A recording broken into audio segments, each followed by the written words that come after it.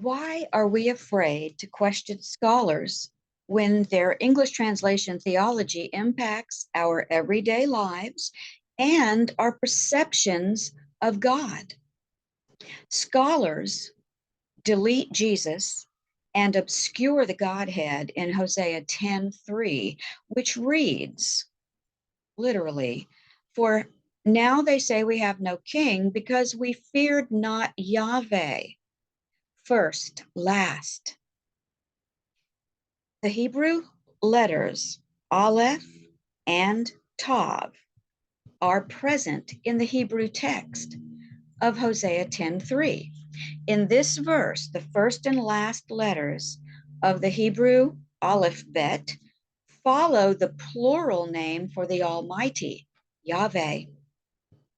Although translators don't really know what the two letters together mean, they frequently translate Aleph Tav as the three-letter word the, or they simply omit the letters altogether without even a footnote to tip readers off that they have fundamentally changed a verse because of the omission.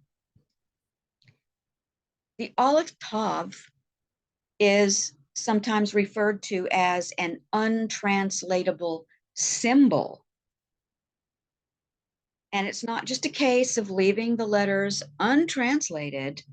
Scholars omit them altogether when they cannot make sense of a sentence just because the Aleph Tav doesn't make sense as the three-letter word the, which they admit they don't really know it means that anyhow. So why have we given scholars the authority to delete words from our sacred writings just because they don't know what the words mean? Why have we given scholars a pass for failing to include words in a translation just because they are clueless as to the meanings? The only honest way to handle such instances would be to include the words or letters untranslated and then add a footnote. We see an omitted Aleph Tav in Genesis 1:1. Most believers have never heard that the two letters are there.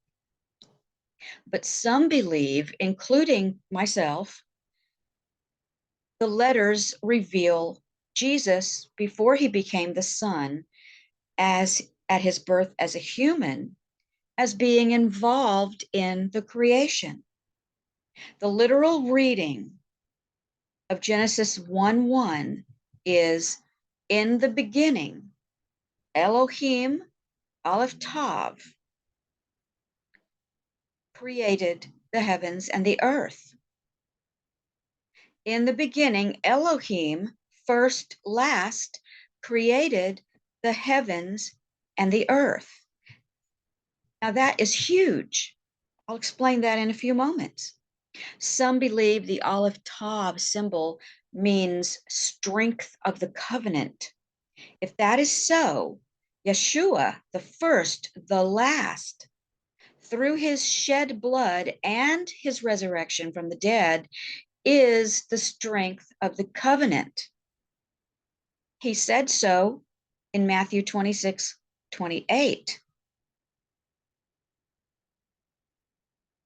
Translating the Aleph Tav in Genesis 1:1 reveals Jesus as the Word, as being the first and the last, the Almighty.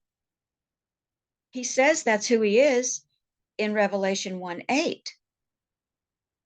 We read about who he is in John 1:1. We read about Jesus as creator in Colossians 1:16 through 17. Jesus is the creator. Colossians 1:16 through 17, and in other places. Jesus is God, John 1:1, and in other places. He is the everlasting Father, Isaiah said, the Prince of Peace. The Almighty. No, the mighty God. That's what Isaiah said. He is a mighty God.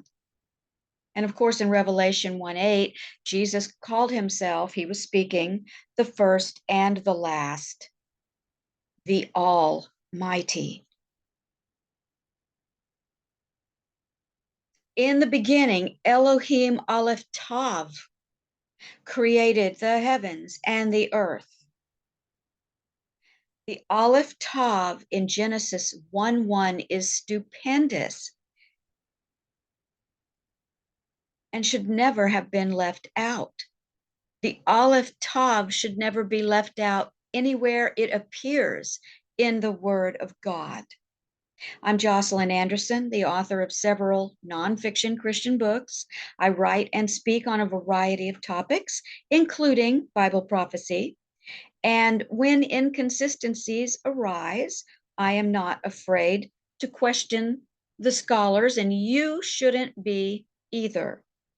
If you haven't already done so, I invite you to subscribe to my YouTube channel and like this video so it can become visible to more viewers. Until next time, may the Lord bless and keep you and make his face to shine upon you and be gracious unto you. The Lord lift up his countenance upon you and give you peace.